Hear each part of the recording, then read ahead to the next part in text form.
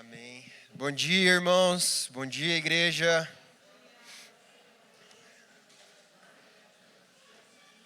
Eu só fiquei chateado porque que não gravaram eu e o Diego falando da nossa mãe também. Eu chamo minha mãe de... Só uma curiosidade, eu chamo minha mãe de mãe, né? O Diego chama ela de mamãezinha. Aí vocês veem quem que é o mais mimado. Eu tive uma impressão enquanto a gente estava orando pelas crianças. Todas as vezes que a gente ora pelas crianças, assim, eu oro por algo bem específico, assim, para que nenhuma delas se perca. Nenhuma delas. A gente tem em torno de mais de 40 crianças aqui, né? E hoje, enquanto a gente orava, assim, o Senhor colocou algo no meu coração de que Ele não vai perder nenhuma delas. Porque elas pertencem a Ele. Elas são de Jesus. E essas crianças vão crescer e vão viver uma vida dedicada ao Senhor. Vão viver uma vida inteira para Ele. Que essa seja a nossa oração e seja o nosso trabalho. Amém? Hoje a gente vai começar meditando num texto de 1 Reis 18. Então pode abrir a sua Bíblia. 1 Reis, capítulo 18, os versículos 20 em diante.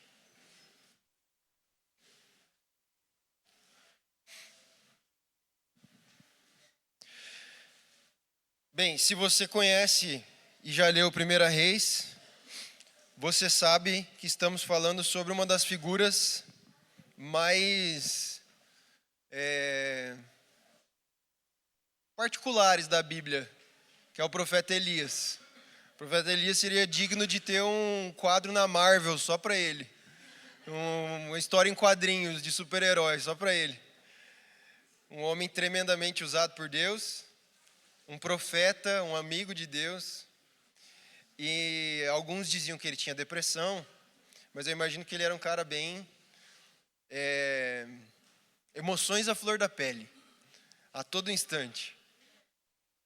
E a gente vai meditar um pouco num texto, em um dos confrontos que Elias tem com Acabe, e depois quero trazer algumas aplicações, algumas coisas que Deus tem falado ao meu coração nas últimas semanas. Eu quero servir a igreja com isso hoje e animar os irmãos. Versículo 20 até o 24 a gente vai começar. Então Acabe convocou todos os filhos de Israel e reuniu os profetas no Monte Carmelo. Então Elias se chegou a todo o povo e disse: até quando cocheareis entre dois pensamentos? Se o Senhor é Deus, sigam ele. Se Baal, sigam ele. Porém o povo nada lhe respondeu. Então disse Elias ao povo: só eu fiquei por profeta do Senhor, e os profetas de Baal são 450 homens. Deem-nos 2 bezerros. E eles escolheram para si um dos bezerros, dividam em pedaços, ponham sobre a lenha, porém não coloquem fogo. E eu prepararei o outro bezerro, porei sobre a lenha, e não colocarei fogo. Então invocai o nome do vosso Deus, e eu invocarei o nome do Senhor. E há de ser que o Deus que responder por meio de fogo, esse será Deus. E todo o povo respondeu dizendo: é boa esta palavra. Os primeiros versículos estão falando sobre um momento na história de Israel em que já existiam reis, Davi já tinha morrido, Saul já tinha morrido, depois desses reis vieram outros reis, e a gente está na época de um rei chamado Acabe. E nesse contexto de Israel existia uma prosperidade muito grande, existia um reconhecimento político internacional de Israel. E Acabe acabou casando com uma mulher fenícia chamada Jezabel. E Jezabel trouxe com ela adoração pagã, adoração especialmente a um deus chamado Baal, que é um deus, se eu não me engano, é babilônico. E era um deus, ao longo do Velho Testamento, ele aparece muito, né? A idolatria de Israel a Baal, tudo mais, né? E esse era um dos momentos que o povo de Israel estava dividido entre adorar a Deus, ao Senhor, Yahweh, Adonai, e adorar Baal do outro lado. Porque Jezabel trouxe com ela e contratou vários sacerdotes e profetas de Baal.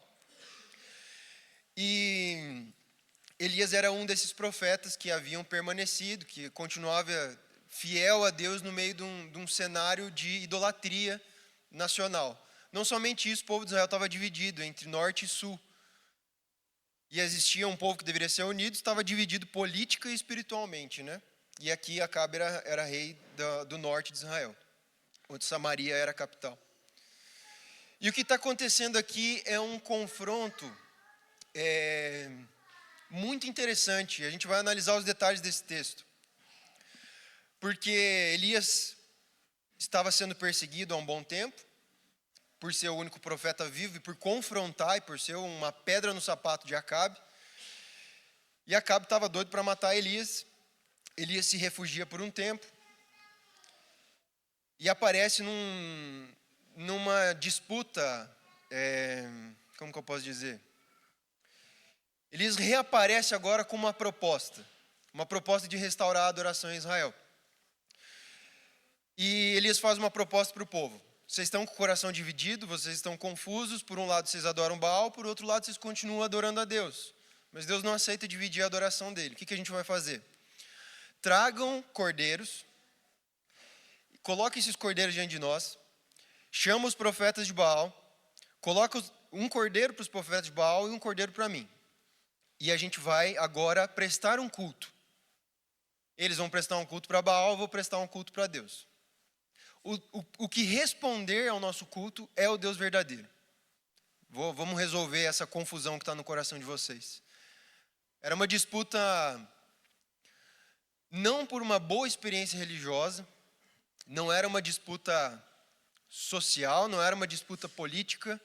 Embora os problemas de Israel nesse contexto fossem problemas políticos, problemas sociais, mas existiu uma luta nas regiões celestiais. Existiu uma disputa espiritual pelo coração do povo de Deus, que era o povo de Israel, que era o povo da aliança, que era o povo da promessa, um povo que foi separado por Deus para ser luz aos gentios, para tornar as obras de Deus conhecidas, um povo que carregava a lei de Deus, que carregava a promessa de ser um povo que abençoaria as nações da terra. Agora é um povo que estava extremamente corrompido com falsos deuses e não estava cumprindo o seu chamado sacerdotal. Estava sendo sacerdote, mas do Deus errado. Então Elias convoca o povo, trazem o bezerro, colocam lenha diante de todo o povo, isso acontecendo. E aí chega um momento em específico que a gente vai analisar mais a fundo, que é do versículo 30 em diante.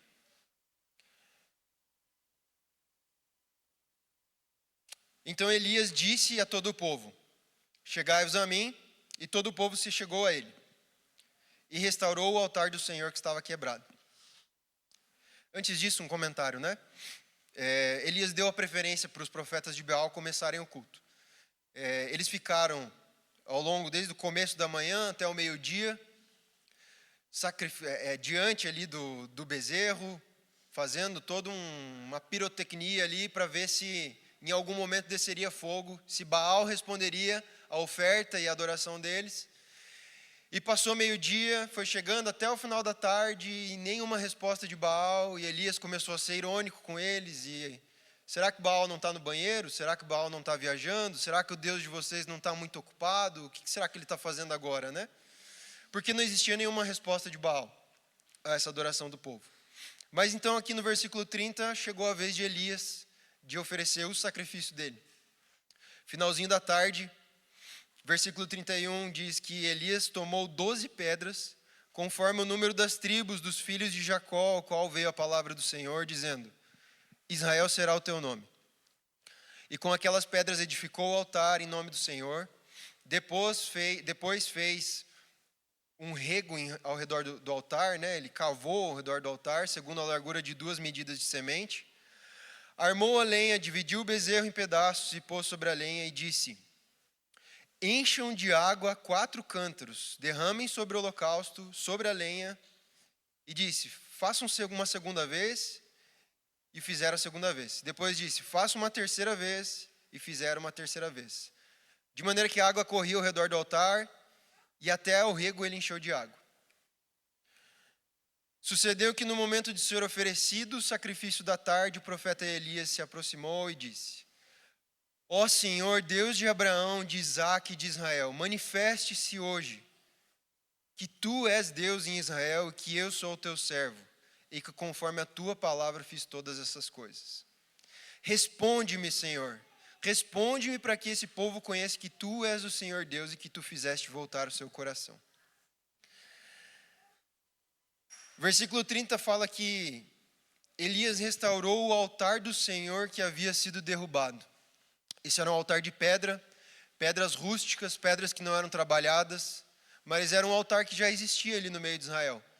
Era um altar que havia sido abandonado, esquecido, rejeitado, negociado, mas era um altar que ainda existia no meio do povo de Israel. O povo de Israel, por mais que estivesse perdido, quebrado, adorando outros deuses, continuava tendo um chamado de adorar a Deus. Esse altar representava a adoração quebrada do povo de Israel, uma adoração que havia sido compartilhada, uma adoração a Deus que havia sido roubada. E a primeira coisa que Elias fez foi reparar um altar. Ele não criou um novo altar, ele não tentou reinventar a roda, ele só restaurou aquilo que tinha sido perdido. Elias pegou 12 pedras, conforme o número das tribos dos filhos de Jacó, e com essas pedras ele edificou o altar em nome do Senhor. É interessante porque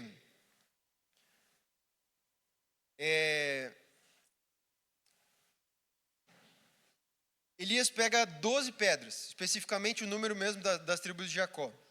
Isso representa não somente um povo que estava politicamente dividido, um povo que estava politicamente, que deveria estar unido diante de Deus, como uma nação, proclamando as obras de Deus, proclamando a glória de Deus, vivendo santidade, mas era um povo também que estava com seu coração dividido, um povo que estava com seu coração despedaçado, parte com Baal e uma parte pequena com Deus.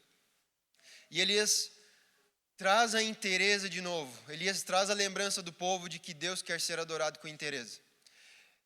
Deus quer ser reconhecido e buscado com inteireza. Deus não quer pedaços. Deus não quer nosso coração dividido. Deus não quer a nossa devoção dividida. Deus não quer os nossos dias vividos para muitas outras coisas.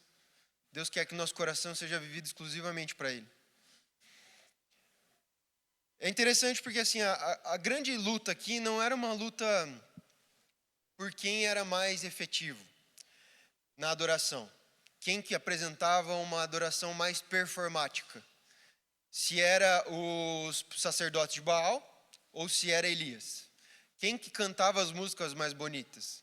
Quem que tinha as melhores apresentações diante do seu Deus. Você vai olhar que os profetas de Baal chegou um determinado momento que eles começaram a se cortar como parte do culto deles, começaram a se cortar diante daquele altar, diante daquele cordeiro, e mesmo com as suas maiores, seu maior espetáculo, Baal não respondeu a eles por nenhum segundo. Às vezes a gente fica muito preocupado na nossa vida espiritual e religiosa com os sentimentos que nós vamos ter, com a performance que a gente pode ter diante de Deus, com o quanto nós podemos fazer a Ele, mas esse texto está nos ensinando que Deus está à procura, não é de uma boa experiência religiosa, Deus está à procura da inteireza do nosso coração.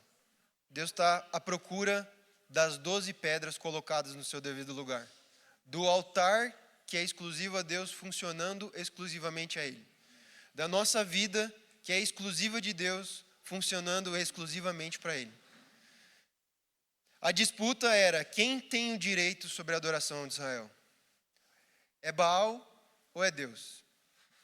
E a disputa que a gente vive no nosso dia a dia também é quem tem direito à nossa adoração, quem tem direito à nossa devoção. E pode ser uma resposta fácil num primeiro momento, mas no dia a dia o nosso coração ele é muito dividido em tudo que nós fazemos. A nossa rotina, a maneira que nós enfrentamos as coisas, as lutas que nós temos diariamente, são lutas por nos validarmos no mundo, por encontrarmos o nosso espaço, por provermos a melhor segurança possível para a nossa própria vida. E aos poucos, muitas vezes, o altar de Deus ele vai sendo negociado com muitas outras coisas. Então Elias pega essas 12 pedras, conforme o número das tribos, e edifica um altar no nome do Senhor. Elias prepara o altar com o novilho, do jeito que o sacerdote deveria fazer. Se a gente for parar para pensar uns 300 ou 400 anos antes, era muito comum em Israel, até um pouco antes, o sacrifício ser ofertado exclusivamente a Deus pelos sacerdotes. O animal ele era cortado em pedaços, ele era colocado diante de Deus, ele era queimado. Então Elias de fato não estava reinventando a roda, Elias só estava fazendo aquilo que devia ser feito. Elias estava fazendo aquilo que o povo de Israel deveria estar fazendo, apresentando seu sacrifício a Deus. Então Elias vai lá e prepara o animal como o sacerdote fazia no tabernáculo. E coloca esse animal diante de Deus.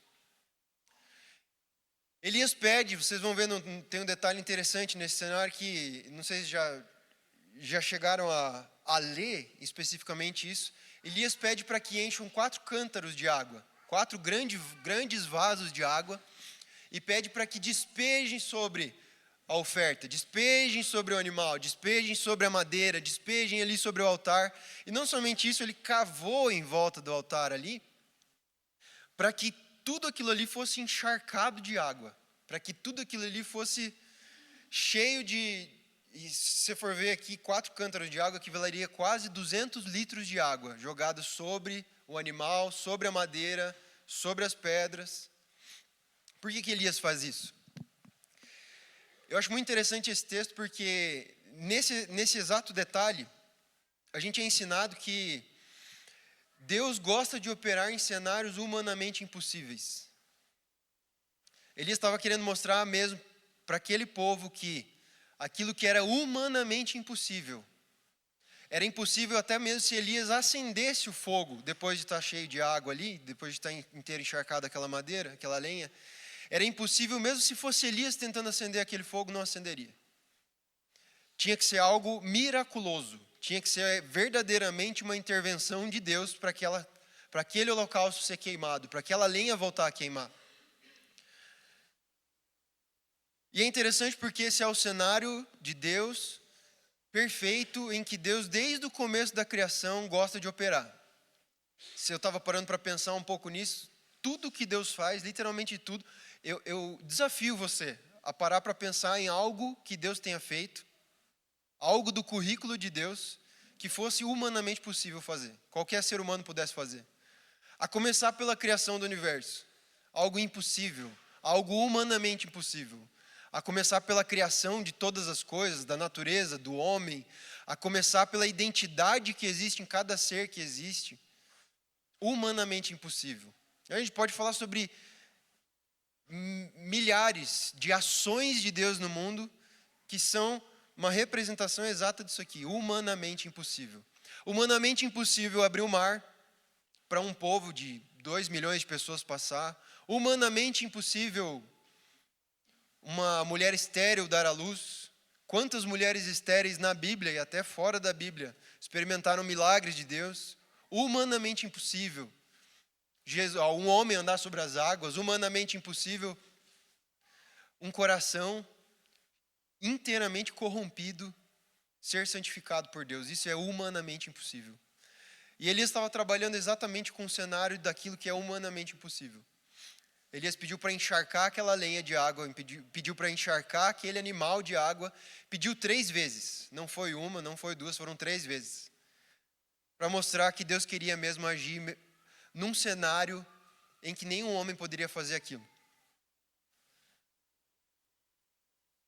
Ao mesmo tempo existe um chamado para o nosso coração, da gente também levantar um altar a Deus, naqueles cenários em que são humanamente impossível a gente fazer a qualquer coisa. Para a gente levantar um altar a Deus, mesmo que aos nossos olhos seja humanamente impossível as coisas mudarem. Esse é o exato cenário em que Deus gosta de se revelar. É o exato cenário em que somente Deus pode receber a glória. É o exato cenário em que somente Deus pode ser reconhecido como Deus. Se fossem coisas possíveis para um homem fazer, se fossem coisas possíveis para nós alcançarmos, a gente poderia dividir um pouco a glória com Deus. Mas Deus gosta dos cenários em que só Ele pode fazer, só Ele pode intervir e só Ele pode ser glorificado. É assim na nossa salvação também, é assim em tudo que Deus faz nas nossas vidas. A nossa salvação é a maior representação disso. Até mesmo crer em Deus é um dom dele para nós. Até mesmo ter fé nele, acreditar na obra dele, que sem fé é impossível agradar a Deus, e a fé é o meio pelo qual nós somos salvos. Mas mesmo essa fé é um presente de Deus. É humanamente impossível se achegar a Deus sem que ele mesmo venha ao nosso encontro.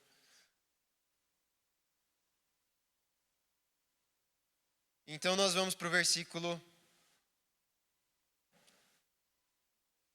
38. Então caiu o fogo do Senhor e consumiu o holocausto, e a lenha, e as pedras, e a terra, e ainda lambeu a água que estava ao redor do altar. Você percebeu onde que o fogo caiu?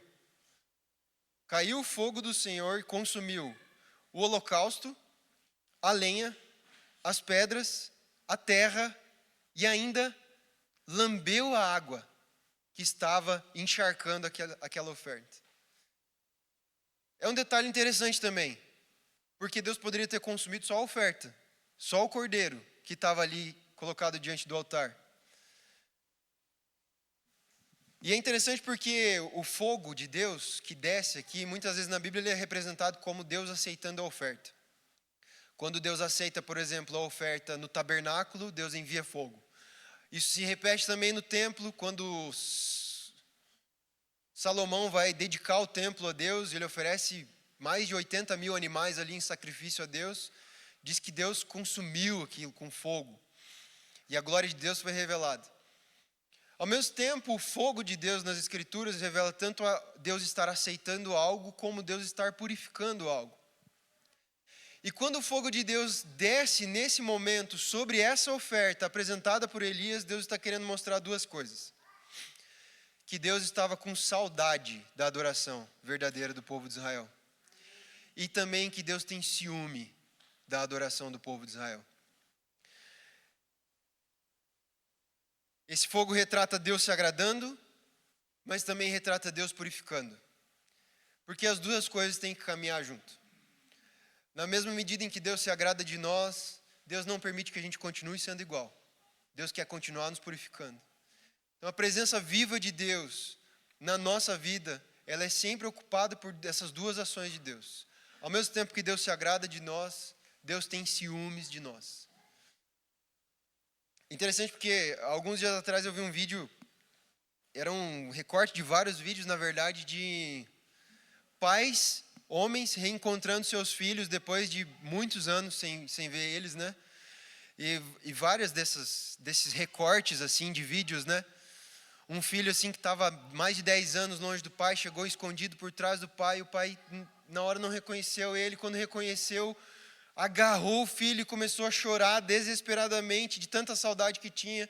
Um outro vídeo, um pai que estava na cozinha trabalhando, assim, de repente ele olhou para o lado do filho dele, que fazia muitos anos que ele não via, ele desmaiou, caiu para trás, assim, no meio da cozinha. Vários vídeos, assim, muito semelhantes de pais, reação de pais ao verem seus filhos há muito tempo distantes.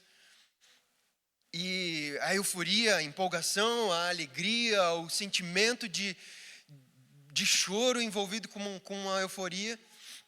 E me parece que o fato de Deus, nesse exato momento, ele enviou o fogo dele e consumiu o animal que estava no altar, consumiu as pedras do altar, consumiu a madeira do altar, consumiu até a terra que estava no chão e consumiu a água que Elias tinha jogado. Representa um pai que está com a saudade da adoração de um filho. Representa um pai que, me permito usar essa expressão, porque eu não consigo encontrar outra, mas um pai que estava desesperado por ouvir de novo a adoração do seu filho. Deus estava ansioso por ver o coração do povo restaurado, inteiro diante de Deus, totalmente dedicado a Deus. Então Deus agarra aquela oferta, Deus agarra aquele momento de adoração a Ele, dizendo assim: é isso que eu quero do meu povo, é isso que eu estava com saudade do meu povo fazendo diante de mim. Mateus 6 diz que quando tu orares, entra no teu aposento, fechando a sua porta, ora a teu pai que está em secreto, teu pai que vem em secreto te recompensará publicamente. Mateus fala sobre um pai que está esperando a nossa adoração. Mateus não, que é Jesus. Mateus falando sobre o que Jesus disse. Jesus está falando sobre a ansiedade que Deus tem no coração dele. Aqui não diz assim que se você entrar no seu quarto, você vai estar lá dentro do seu quarto, e dependendo de como for a sua adoração, Deus vai te ouvir. Dependendo de como for, Deus pode aparecer. O texto fala aqui que o seu pai está em secreto. Antes de você entrar no seu quarto para adorar a Deus, Deus já está ali, ansioso para te ouvir. E Deus vê você em secreto. Aqui não fala sobre algum requisito, algum tipo de performance que devemos ter diante de Deus para Ele receber a nossa adoração. Só fala assim, adora a Deus. Ele já está esperando a sua adoração. E não somente isso, Ele vai te recompensar. Ele vai te recompensar, porque Deus recompensa aqueles que o buscam. É isso que Hebreus diz. Sem fé é impossível agradar a Deus. E o texto termina dizendo assim, que Deus recompensa aqueles que buscam Ele. E aqui Deus está recompensando Elias por estar buscando a Deus, mas Deus estava mostrando para o povo de Israel, eu quero recompensar vocês quando vocês voltarem o coração de vocês inteiramente a mim. Eu quero derramar de novo meu fogo. Eu quero derramar de novo sobre o coração de vocês a empolgação de andar comigo, a alegria de andar comigo, a alegria de me ter como seu único Deus, como seu único Senhor.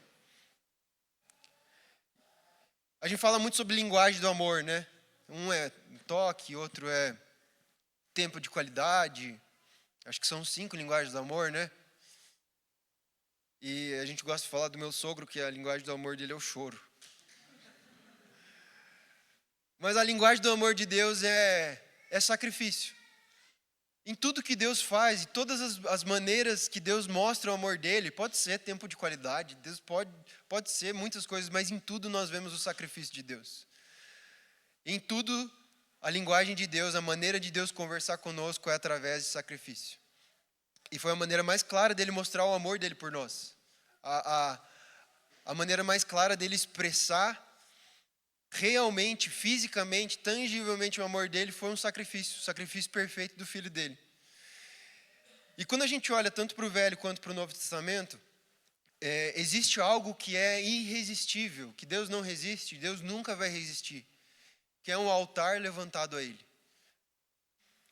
A maneira dos céus e da terra se encontrarem, a maneira do coração de Deus reencontrar o coração do homem é sempre um altar levantado a Deus. É sempre um sacrifício entregue a Deus. É sempre uma vida dedicada a Ele. É sempre nós reapresentarmos nosso coração a Ele. Aquele mesmo sentimento de alegria que Deus tinha no jardim de caminhar com Adão na viração do dia. E era no finalzinho da tarde. Igualzinho esse texto, igualzinho o momento em que Elias apresenta a oferta dele ao Senhor, no finalzinho da tarde. E era o momento em que Israel tinha que apresentar a sua oferta a Deus no Velho Testamento. No finalzinho da tarde, Deus sempre caminhava com Adão, ouvia Adão.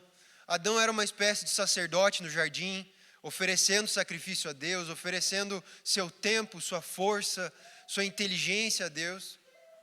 E isso foi roubado em algum momento.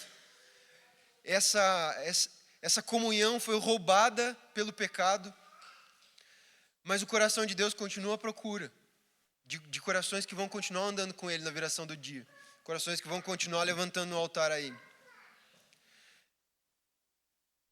É interessante porque esse texto aqui, na verdade, ele está falando sobre a nossa natureza. E algo que o Senhor tem falado muito no meu coração nesses dias é sobre a nossa natureza sacerdotal. Nós fomos separados por Deus, para Deus, exclusivamente para sermos sacerdotes de Deus. Essa é a natureza da igreja. Para você não ficar duvidando de mim, nós vamos ler 4 textos que dizem exatamente isso. Vamos começar por Êxodo 19, do 4 ao 6.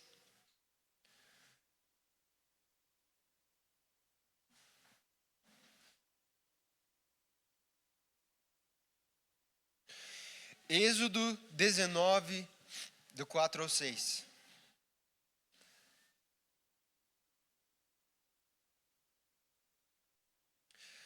Vistes o que fiz aos egípcios e como vos carreguei sobre asas de águias e vos trouxe a mim. Aqui Deus está falando para o povo de Israel, né? Agora, portanto, se ouvirdes atentamente a minha voz e guardardes a minha aliança, sereis minha propriedade exclusiva dentre todos os povos, porque toda a terra é minha. Mas vós sereis para mim reino de sacerdotes. Vós sereis para mim reino de sacerdotes e nação santa. Essas são as palavras que falará aos israelitas. O povo de Israel foi chamado para ser um povo dedicado exclusivamente a Deus, mas especificamente um reino de sacerdotes. Vamos para 1 Pedro capítulo 2, versículo 9.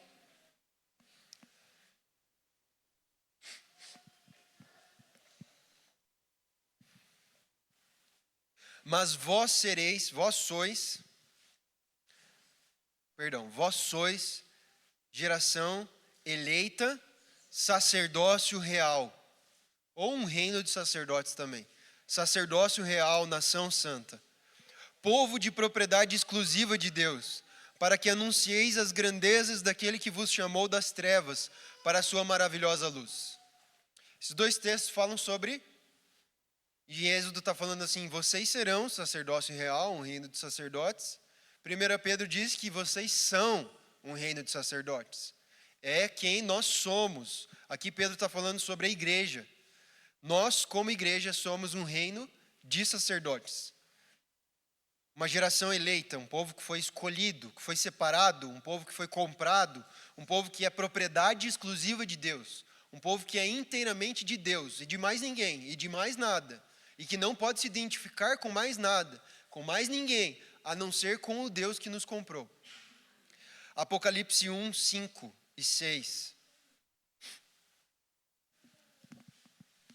Pode ser do 4 em diante aí. Põe aí para nós, vamos ler junto aqui. João, às 7 igrejas que estão na Ásia, graça e paz seja convosco da parte daquele que é, que era, que há de vir, e da dos 7 espíritos que estão diante do seu trono. Pode seguir. E da parte de Jesus Cristo, que é a fiel testemunha, o primogênito dos mortos, o príncipe dos reis da terra, aquele que nos ama, em seu sangue nos salvou dos nossos pecados, nos lavou dos nossos pecados. E nos fez reis e sacerdotes para Deus e seu Pai. A Ele glória, poder para todos sempre. Amém. E nos fez reis e sacerdotes. Para quem? Para Deus. Apocalipse 5:8. Pode ser o 5:9.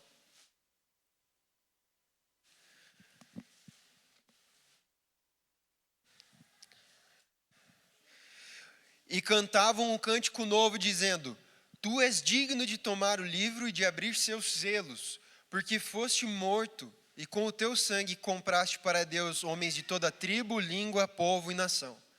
E os constituíste reino e sacerdotes para nosso Deus, e assim reinarão sobre a terra.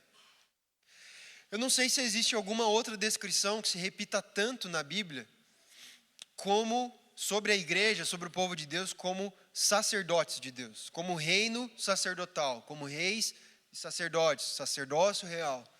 Deus tem uma ênfase muito clara sobre isso nas Escrituras. E quando a gente olha para esses 4 textos, junto desses textos, implícito nesses textos está a ideia de que nós somos exclusivamente dele. O que é um sacerdote? Sacerdote é alguém que é separado, que é dedicado exclusivamente para um fim religioso, para um fim cerimonial, para um fim dedicado a uma divindade, certo? Quando Deus nos chama de sacerdotes reais, o sacerdócio real, Deus está dizendo que nós fomos separados com um único fim, com a exclusiva razão de sermos sacerdotes do Rei dos Reis, de sermos dedicados ao Rei dos Reis. Isso significa sacerdócio real. Você pode não querer, não entender, não gostar, não muda nada, o problema é seu. É quem nós somos. Essa é a nossa natureza. Deus fez mesmo o homem que não conhece a Deus, Deus fez um homem com uma natureza sacerdotal. O homem, por natureza, adora. Não existe um estado de neutralidade. Não existe um estado em que, não, eu não conheço a Deus, então eu sou ateu, então eu não adoro nada. O estado, por natureza do homem, é de adorar. Deus nos constituiu dessa forma. Nós adoramos.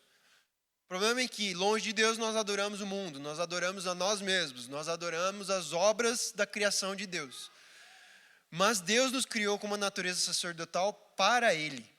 Ele nos fez a imagem e semelhança dele, de tal modo que o nosso sacerdócio não pode se identificar com mais nada nesse mundo, a não ser com Ele mesmo.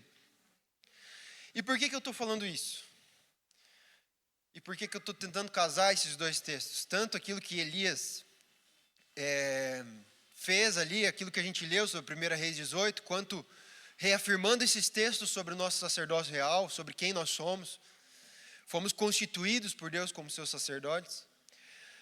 Porque existe uma maneira de um sacerdote viver.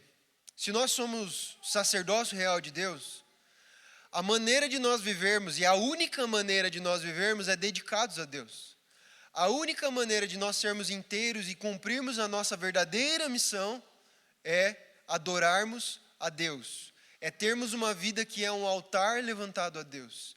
É termos uma vida de exaltação ao Senhor. Uma vida de adoração constante ao Senhor.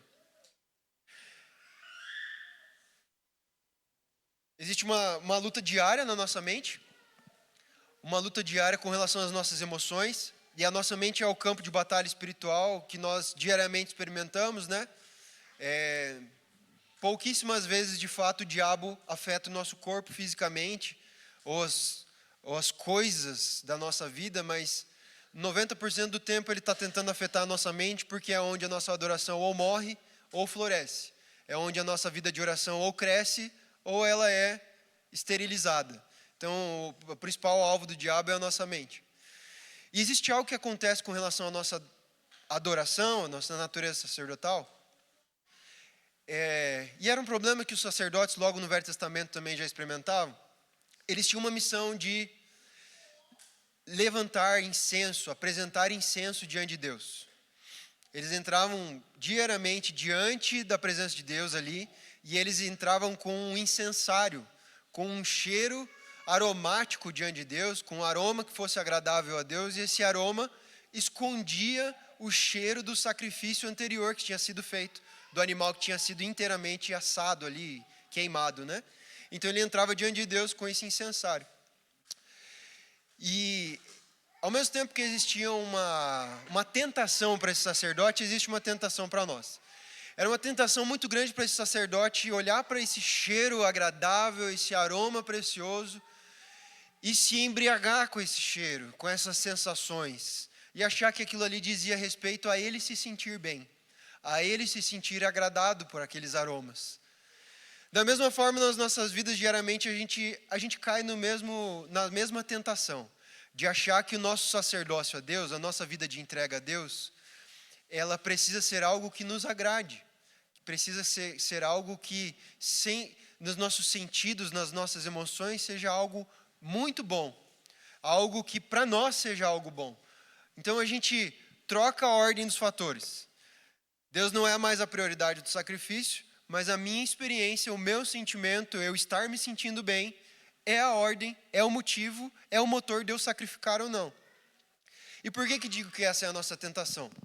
Porque você, assim como eu, muitas vezes quando você vai orar, você não está sentindo algo. E é logo aí em que a nossa oração morre. É logo aí que o nosso altar ele continua muitas vezes despedaçado. E a gente não ergue ele diante de Deus.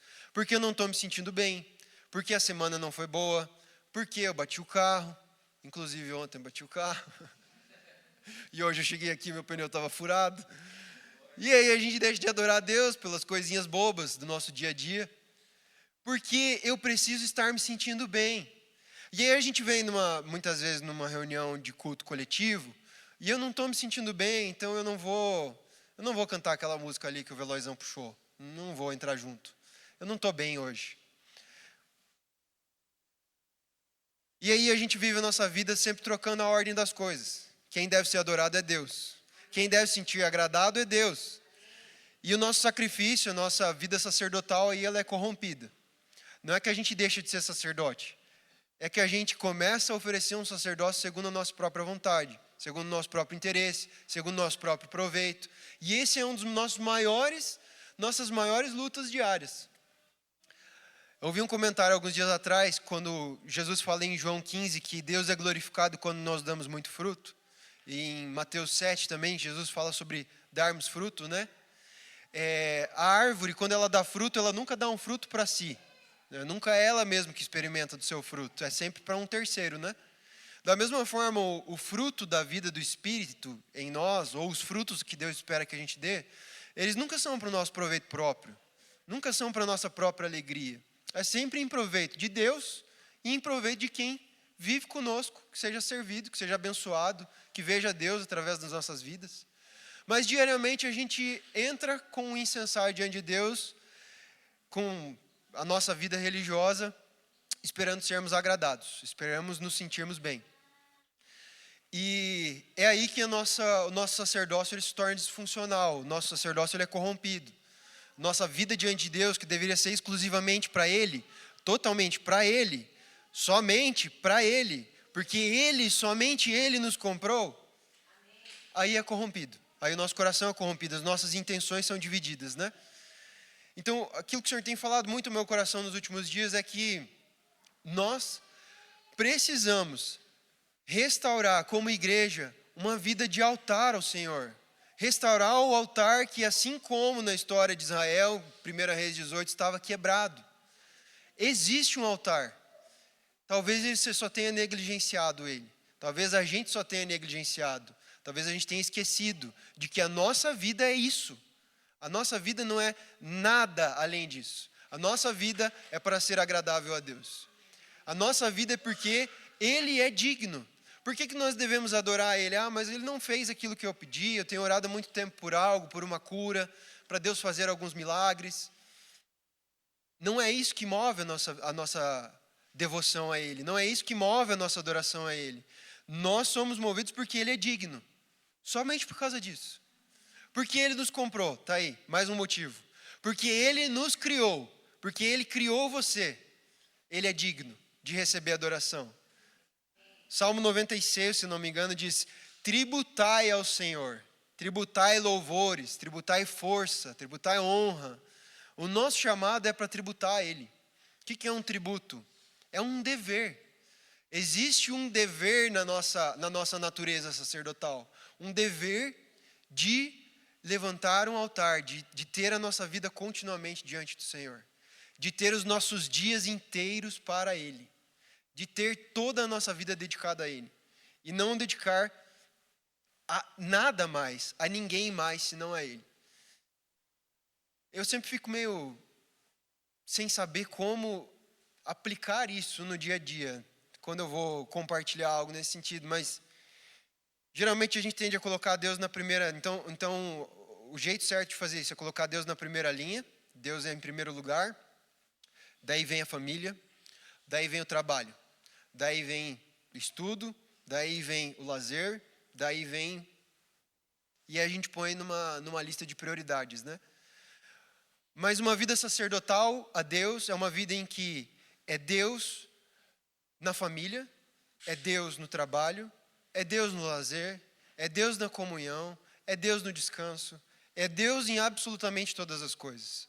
Não é que Deus esteja em um primeiro lugar, Deus está em primeiro lugar em todas as coisas. Então, o que tem movido meu coração assim muito com relação a essa palavra é que no dia a dia nós precisamos restaurar o nosso altar ao Senhor. E como ser prático nesse sentido? Acho que a primeira coisa é que a gente precisa voltar a ter tempo com Deus, de ministrar a Ele. Nós precisamos restaurar um altar que muitas vezes a gente só experimenta quando a gente está numa reunião de domingo ou numa reunião com os irmãos e na nossa vida comum diária negligenciado. É uma vida que é dedicada ao Senhor. Todos os dias, em que a gente tire tempo para estar diante dEle e ministrar a Ele. Que a gente olhe para Ele. E a gente, assim como Elias fez, a gente pega: Senhor, esse é o meu altar. Está quebrado. Talvez tenha muitos irmãos que estão passando por experiência de estar com o coração quebrado, estarem angustiados, estarem com situações duras, difíceis na vida. Mas isso não é motivo. Isso não pode colocar algo no nosso meio para que a gente não adore o Senhor, para que a gente não levante a nossa voz. Eu acho que um grande ponto, assim, que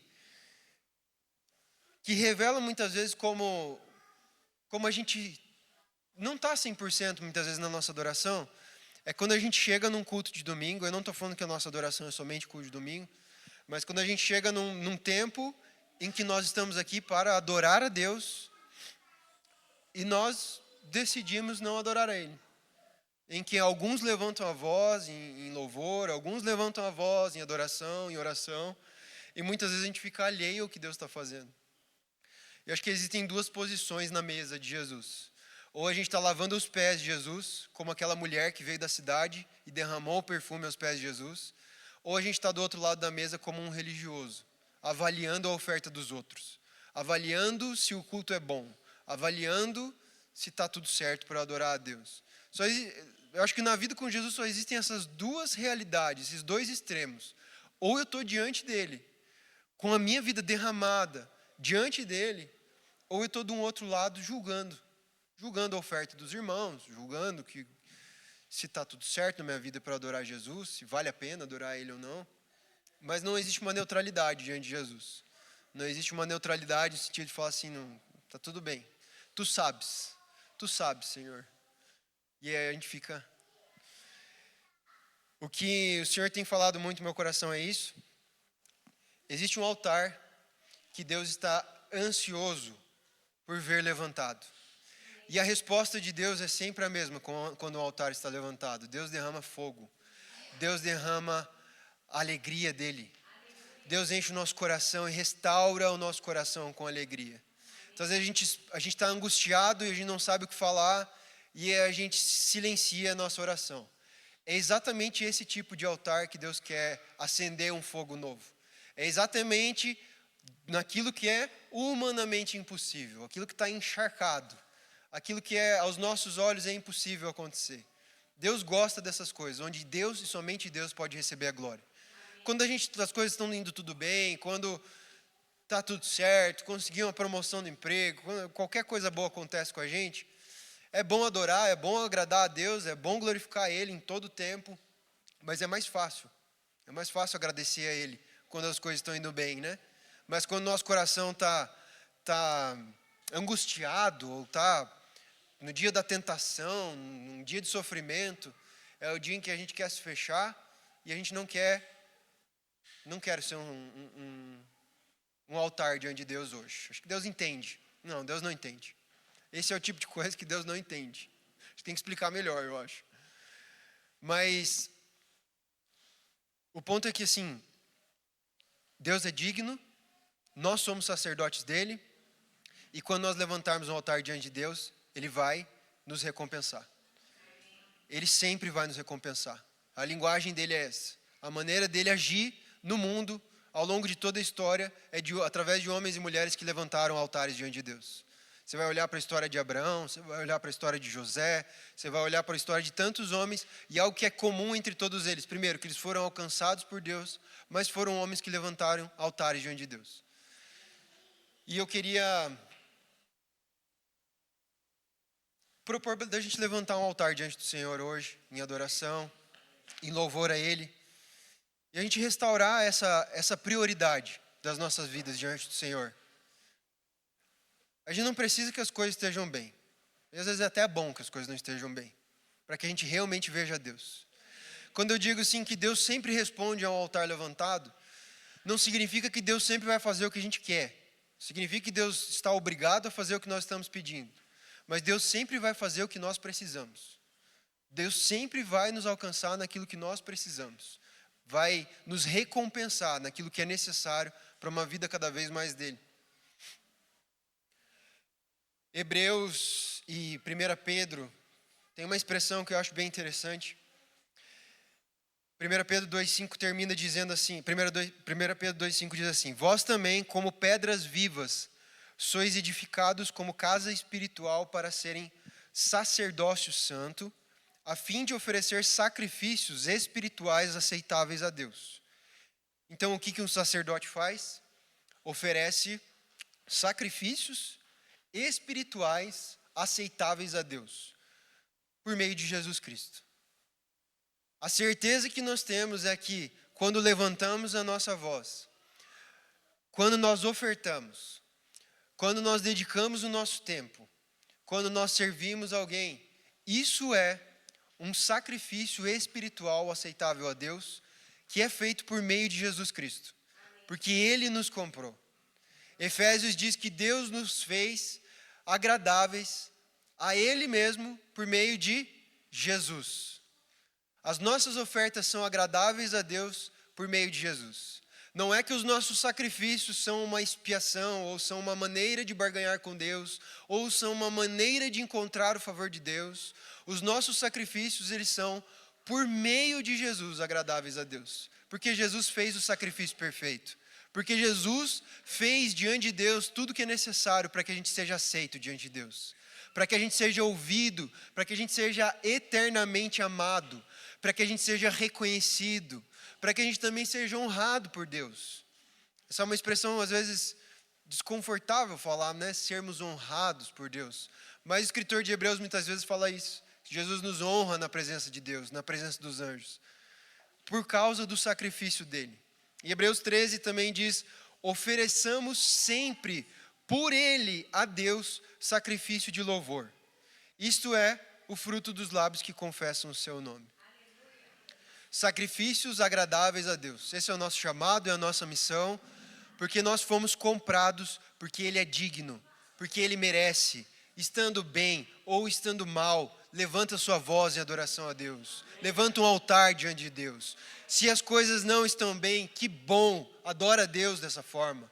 Mostra que você conhece a verdade de quem é o Deus que você serve. Mostra que você conhece a verdade de quem Ele é, de que Ele merece, de que Ele é digno, de que Ele sempre vai ser digno, de que não importa como nós estamos, não importa como as coisas estão, existe um altar que precisa ser levantado, existe um altar que deve ser levantado. Tributai honra, tributai glória ao Senhor, tributai força ao Senhor. Eu queria convidar os irmãos para a gente levantar agora e a gente erguer um altar diante do Senhor com as nossas orações.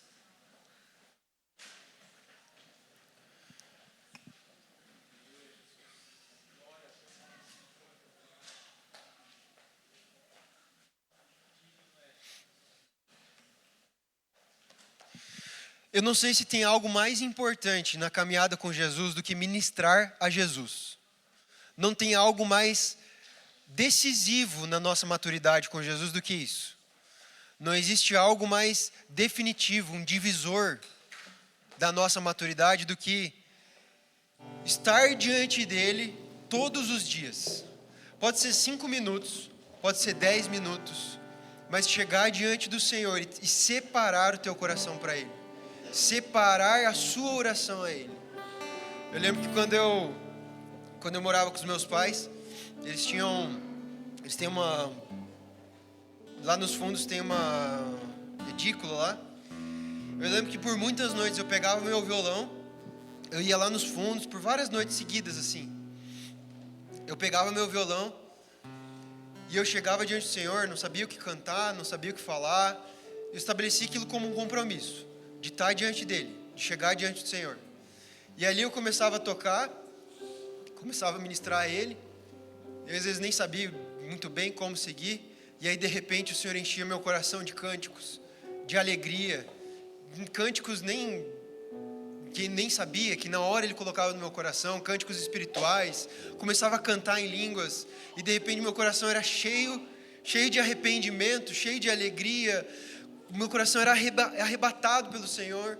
Eu lembro também quando, muitas vezes, quando eu trabalhava na Câmara, dias que eu fazia jejum especialmente, eu não conseguia ficar na minha sala, porque às vezes o pessoal chegava muito cedo, eu queria tirar um tempo de oração, e aí eu ia para o banheiro. Eu me fechava no box do banheiro, e eu ficava ali meia hora, 40 minutos, e gente entrando e saindo do banheiro, fazendo suas necessidades do meu lado.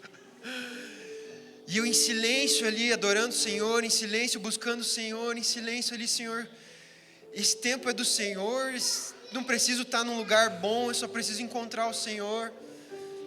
E eu lembro que foram esses momentos que eu recebi os maiores, tive experiências extraordinárias com Jesus. Sentado no vaso, com o olho fechado, buscando Ele. Não sabia como, muitas vezes, não tinha uma palavra, não tinha uma oração para fazer, não tinha algo extraordinário para falar para Jesus, mas eu só queria estar com Ele. Eu sabia que eu precisava colocar o meu coração como um altar diante de Deus. E eu sabia que Ele mesmo ia preencher a minha vida com o fogo dEle. Ele mesmo ia colocar as palavras no meu coração. Ele ia colocar as palavras dos meus lábios. Ele ia encher meu coração de vigor, de ânimo de estar diante dEle. Eu sei que talvez tenha muitos irmãos aqui que estão em tempos de desânimo espiritual. Talvez, eu não sei vocês, mas isso ocorre com uma certa recorrência. A gente sempre lembra dos momentos que a gente está com o coração queimando por Jesus. E aí isso aí vem com um balde de água fria. Porque aí a gente se sente culpado, porque hoje eu não estou igual. E daí a gente é pego numa nostalgia. Ah, Deus, mas aquela época era tão bom. Era tão bom experimentar do Senhor. Ou, ah, Senhor, mas meu coração já foi mais aquecido. Eu lembro do primeiro amor. E aí a gente mesmo põe um tropeço nessa caminhada de buscar Jesus. Quando Jesus só quer que a gente adore Ele. Jesus só quer que a gente apresente o nosso coração, levante a nossa voz e diga a Ele quem Ele é. Quem Jesus é. Quão maravilhoso Ele é, quão bondoso Ele é, como a minha vida está cheia da bondade dEle, como os meus dias estão cheios do cuidado de Deus, como eu sou tão amado por Ele, tão amado. Como eu sou tão cuidado, como eu sou agradável a Ele. Ele me fez agradável a Ele. Ele gosta quando eu separo o tempo para Ele. Eu sei de uma coisa, meus irmãos. O Senhor está ansioso por derramar fogo sobre as nossas ofertas. Mas enquanto a gente não apresentar a nossa oferta diante do altar, a gente não vai experimentar de um renovo de Deus. A gente não vai experimentar de uma inteireza, uma restauração da nossa adoração a Deus. Enquanto nosso coração não chegar, Senhor, eu tenho algumas pedras quebradas, mas com elas eu quero preparar um altar para o Senhor. Quero levantar o Teu nome de novo. Eu quero, no Teu nome, Te adorar, com sacrifícios que são agradáveis a Ti. Eu não preciso estar agradado. Eu não preciso estar me sentindo bem. Eu preciso que o Senhor seja agradado. Eu queria convidar vocês para que agora você diga para o Senhor se o teu coração talvez esteja quebrado, se o teu altar está quebrado, se você tem um cenário humanamente impossível aos teus olhos, que você só adore o Senhor, só levante tua voz em adoração a Ele. Se você tem visto que você não tem adorado a Ele, peça perdão a Ele, mas restaura o altar, amém?